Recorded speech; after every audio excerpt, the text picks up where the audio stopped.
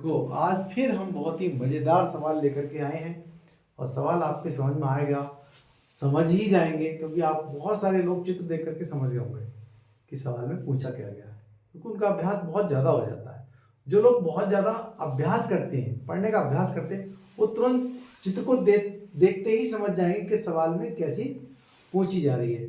तो सबसे पहले हम सवाल को करने से पहले सवाल को ही समझें कि क्या चीज़ इसमें करना है या नहीं करना है। तो आइए सवाल को देख लेते हैं, इंपॉर्टेंट है, बोर्ड की परीक्षा में आ चुका सवाल है। तो आइए समझते हैं। चित्र के अनुसार एक प्रकाशीय किरण माध्यम ए से माध्यम बी में प्रवेश करती है।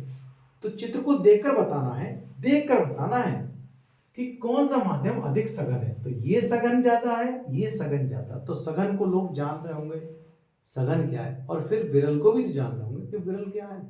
अगर नहीं जान रहे तो मैं छोटी सी बात बता देता हूं। फिर अगला क्वेश्चन है, माध्यम ए के सापेक्ष बी माध्यम का अपवर्तनांक ज्ञात करो। तो इसमें एक तो अपवर्तनांक पूछा गया है और ये पूछा गया है कि इसमें ज्यादा सघन कौन सा है। इसका मतलब एक माध्यम इसमें विरल है तो एक माध्यम इसमें सघन है। ओके, चलो भाई, हम जानते हैं कि प्रकाश के अपवर्तन की घटना कहां होती है। तो प्रकाश के परावर्तनी कहां होती होगी, जहां पर पारदर्शी माध्यम नहीं होते हैं, चिकने माध्यम होते हैं। एक माध्यम मतलब जहां से प्रकाश जरिया, वो रास्ता, वो पथ क्या है जिसमें से वो किरण जा रही है निकल के, जिस तरह से जा रही है उधर ही लौट करके आती है, किसी चीज से टकरा करके, किसी चिकने तल से टकरा कर वापस हो जाती है। उस घटना को प्रकाश का परावर्तन कहा जाता है। लेकिन यहां तो दूसरी बात हो रही है, प्रकाश की किरण आ रही है, कहां टकराई, वो तो निकल के चली गई उधर, वो तो आई और निकल के चली गई। तो इसका मतलब एक जरिया ये है, हो सकता है ये वायु हो सकता है ये पानी हो सकता है ये पानी हो सकता है ये कांच हो। देखो मैं बोल क्या रहा हूं कि वो किरण वो पारदर्शी, भाई वायु है एकदम चली जाएगी प्रकाश चीरती हुई, या पानी है तो प्रकाश जो है एकदम पानी में होता हुआ चला जाएगा पार, कांच में पार होता हुआ चला जाएगा, हीरे में भी चला जाएगा, पन्नी में भी चला जाएगा। तो जो पारदर्शी माध्यम होते हैं उनमें ही आर पार जहां पर प्रकाश चला जाता है उन्हीं में ये अपवर्तन की घटना होती है। ठीक है, जिसको हम रिफ्रैक्शन कहा जाता है। तो ये रिफ्रैक्शन होता है, ना कि रिफ्लेक्शन हो रहा है। तो इसकी डेफिनेशन को समझ लेते हैं। जब कोई प्रकाशीय किरण एक माध्यम से दूसरे माध्यम में जाती है, मतलब एक मैदान से दूसरे मैदान में जाती है, मतलब एक मैदान खुला हुआ और एक मैदान भीड़ वाला। जब हम खुले हुए मैदान से भीड़ वाले मैदान में जाएंगे तो कहीं ना कहीं हमारी स्पीड कम हो जाएगी, और नई स्पीड कम होगी तो हम फिर झुकने की कोशिश करेंगे, इधर मुड़े, वहां होता है। बिल्कुल यही चीज है, समझे कि प्रकाशीय किरण दौड़ती तो बहुत तेज आई, उसे दूसरा भीड़ वाला मैदान मिल गया तो वो हट गई एक तरफ से। अब इसकी डेफिनेशन को भी समझ लेते हैं कि जब कोई प्रकाशीय किरण एक माध्यम से दूसरे माध्यम में जाती है तो वह अपने मार्ग से विचलित हो जाती है, मतलब वो सीधी न जाकर के क्या हुई, अपने मार्ग से विचलित हो जाती है। जब कोई प्रकाशीय किरण एक माध्यम ये है और दूसरा माध्यम ये है, तो एक माध्यम से दूसरे माध्यम में जाती है तो वो प्रकाशीय किरण सीधी ना जाकर, ये है इसका सीधा मार्ग, तो सीधा ऐसे जाना चाहिए, तो क्या हुआ, ये इधर मुड़ गई। मतलब ये लाइन जो ब्लू लाइन है ये तो है अविलंब। ये क्या लाइन है, ये इसको, इस माध्यम को, वायु को और कांच को बांटने वाली हो सकती है। ये पानी हो सकता है तो ये कांच हो सकता है। तो अभी पता नहीं क्या है। तो इसमें यही पूछना चाहता है कि सघन की हम पहचान कैसे करें कि ये अधिक सघन है या ये कम सघन है। तो भाई देखें, जब प्रकाश किरण आई सीधी तो सीधी न जाकर के अवलंब से दूर हट रही, तो जो दूर हट रही है तो समझ लो वहां पर विरल माध्यम होता है। और जहां छोटा कोण बना रही है, देखो अविलंब से ये बहुत बड़ा कोण बना हुआ है ये वाला, और ये अविलंब से बहुत छोटा कोण, जहां छोटा कोण बनता है अविलंब से वो समझ लो सघन है। कोई घबराने वाली बात इसमें नहीं है।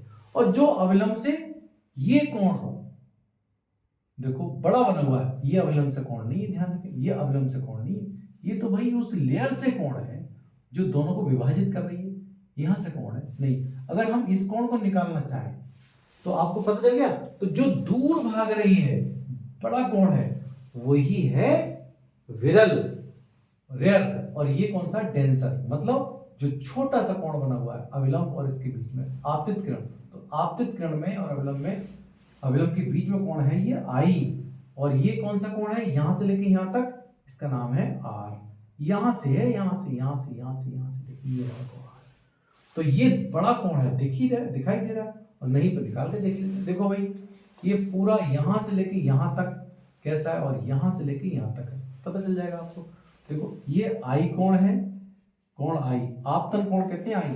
तो यहां से कितना, टोटल कोण 90 का होता है, 90 में से हम कितना हटा लेते हैं, 60 हटा लेते हैं, तो आई का मान कितना निकल गया, 30 निकल गया। इसी तरह से कोण आर, ये अपवर्तन कोण है। देखो टोटल ये अविलंब है, अविलंब और इस किरण के बीच में पूरा 90 का होता है, तो पूरे 90 में से 30 को हटा दीजिए, तो क्या रह गया, 60 रह गया।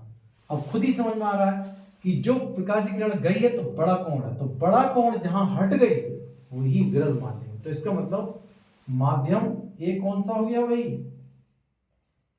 सघन माध्यम। माध्यम ए अधिक सघन है, क्या है ये, अधिक सघन, ठीक है, ये डेंसर है, सघन है। और माध्यम वी कैसा है, माध्यम वी कैसा है, विरल है, कैसा है, विरल है। समझ में आपके आ गया होगा, समझ में तो ही आ ही गया होगा।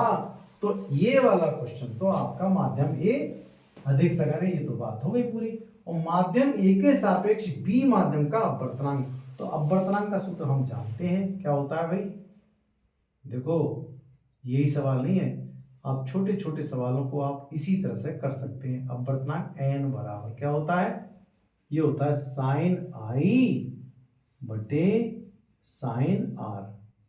हमें यही देखना है कि आई जो कोण होता है वो अविलंब से बनने वाला कोण है, ना कि ये इस लेयर से। तो ये तो इस लेयर से दिया है, गलत दिया है, हमें ढूंढना ये वाला है, हमें ढूंढना ये वाला है। तो ये मैंने ऐसे निकाल लिया, ये मैंने ऐसे निकाल लिया। टोटल में से 60 हटा दो तो ये बच गया, या टोटल में कितना और जोड़े, 30 और जोड़े तो ये मिल गया, या टोटल में ये दे रखा 30 दे रखा, तो ये कितना चाहिए था मुझे, 60। तो इस तरह से लिख सकते हैं। चलो भाई, तो अपवर्तनांक का सूत्र हमने लगा ही दिया, तो हमारे पास हो गया अपवर्तनांक बराबर साइन आई की वैल्यू कितनी हो गई, साइन आई की वैल्यू हो गई आपके पास 30। ये आपतन कोण है और ये अपवर्तन कोण है, ठीक है, ये आपतित किरण है और ये अपवर्तित किरण है, ध्यान रखें। और ये क्या है, साइन 60। छोटा सा सवाल है, आपको ऐसा लगता है, ये 1/2 होती है इसकी वैल्यू, और साइन 60 की होती है √3/2। ये तो सबको याद है आपको, ये तो आपको याद ही है। तो ये क्या रह गया, अपवर्तनांक, ये हो गया 1/√3 आ गया हमारे पास।